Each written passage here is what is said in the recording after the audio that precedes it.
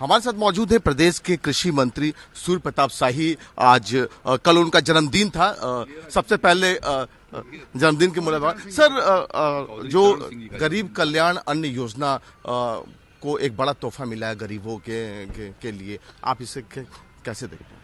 देखिए, इससे आम आदमी को बहुत राहत मिलेगी और प्रधानमंत्री जी ने बहुत उदारता पूर्वक उनकी सरकार ने कोविड काल से यानी 2021 मार्च से इस काम को शुरू किया और लगभग 2 वर्षों से ज़्यादा समय हो गए और 23 अगले साल दिसंबर तक के लिए उन्होंने जो ये फैसला उनकी मंत्रिपरिषद ने किया है, एक गांव के रहने वाले आदमी के नाते, किसान रहने के नाते मैं उनको अपनी ओर से बहुत बधाई देता हूं कि आम जीवन, गरीब आदमी के जीवन में महंगाई से उसको रोकना और उनको सर्वसुलभ करके राशन दे करके हर कोई भोजन करे, कोई भूखा न रह पाए, यह जो उनकी सोच है उस सोच के लिए मैं उनको अपनी ओर से आभार प्रकट करता हूँ। सर, प्रधानमंत्री ने मिलेट्स यानी मोटा अनाज खाने की प्रेरणा दी है तमाम। आप अपने राज्य में किस तरह से इसको आगे बढ़ाने का काम करेंगे? देखिए, हमारे राज्य में बांदा कृषि विश्वविद्यालय ने इसके ऊपर पहल करके और आज से 4-5 महीना पहले ही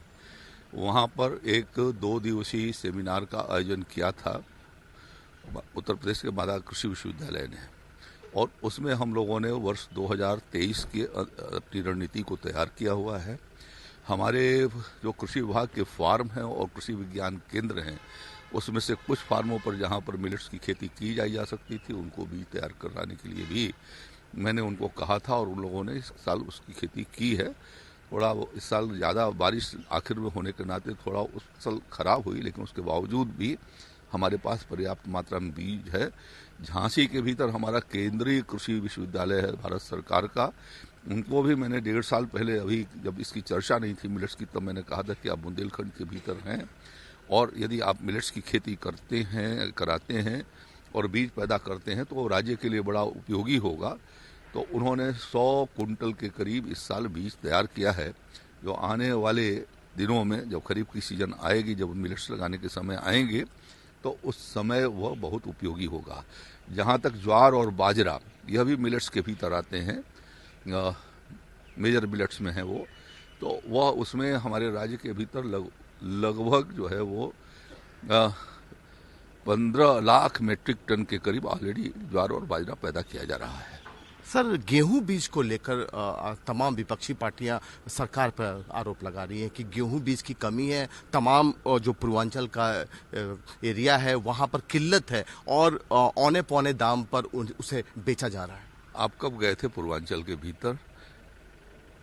सर, मैं तो जाता रहता हूं, लेकिन विपक्ष का आरोप है ये। विपक्ष तो आरोप लगाते रहते हैं, कहीं पर भी प्रदेश में या देश में गेहूं बीज की किल्लत नहीं है और इस साल बड़े पैमाने पर रबी की फसल और विशेष रूप से गेहूं की बुवाई बहुत विस्तार के साथ हुई है और अब लगभग वो पूरी हो चुकी है और कहीं इस तरीके की किल्लत नहीं रही है। सर, एक अंतिम सवाल, निकाय चुनाव को लेकर असमंजस की स्थिति है।